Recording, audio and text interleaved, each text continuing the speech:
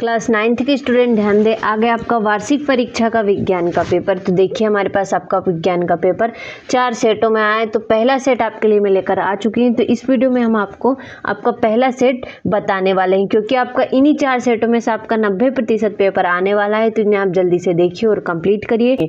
निम्न में से कौन सा ऊर्ध्वपातज पदार्थ नहीं है? तो नमक नहीं है, बोरोन, सिलिकॉन, जर्मेनियम इत्यादि है। तो उपधातुएं हैं।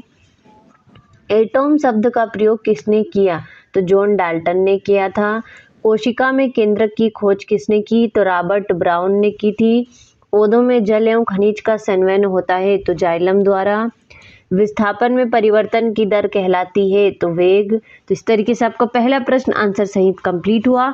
अब देखते हैं हमारा दूसरा प्रश्न, जो कि है रिक्त स्थानों की पूर्ति कीजिए। तो देखिए पहला है आपका, तापमान बढ़ाने पर कणों की गतिज ऊर्जा बढ़ती है। विलयन एक समांगी मिश्रण होता है। और न्यूट्रॉन की खोज चैडविक ने की थी। पादप कोशिका की भित्ति सेल्यूलोज की बनी होती है। और स्थायी ऊतक की कोशिकाएं विभाजित नहीं होती है। और न्यूटन का प्रथम नियम जड़त्व पर आधारित है। तो इस तरीके से आपका दूसरा प्रश्न भी आंसर सहित कंप्लीट हुआ। अब देखते हैं हमारा तीसरा प्रश्न, जो कि है, तो देखिए हमारा तीसरा प्रश्न है, सही जोड़ी लिखिए। तो तापमान का मात्रक, तो इसका होगा आपका केल्विन।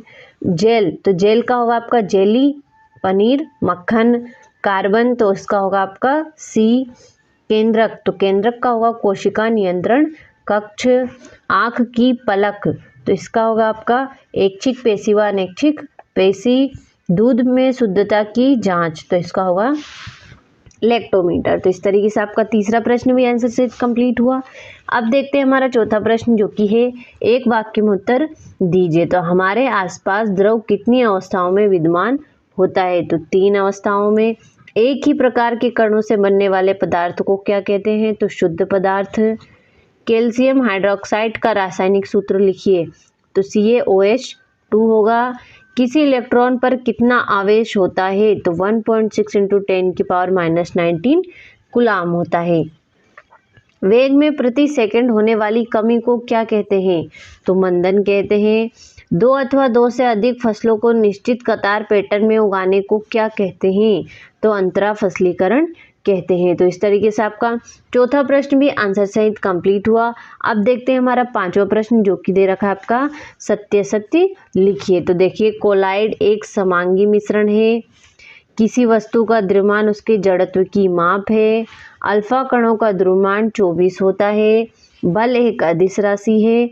निलंबन के कण फिल्टर पेपर से नहीं निकलते। और ध्रुवों को निश्चित आयतन व निश्चित आकार होता है। तो इस तरीके से आपको पांचवा प्रश्न सत्यासत्य भी कंप्लीट करना है।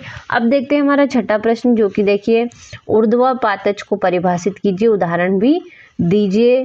भौतिक एवं रासायनिक परिवर्तन के 2 उदाहरण लिखिए। समांगी मिश्रण और विसमांगी मिश्रण को उदाहरण सहित समझाइए। रदरफोर्ड के परमाणु मॉडल की क्या सीमाएं हैं? हाइड्रोजन के 3 समस्थानिक के नाम व संकेत लिखिए।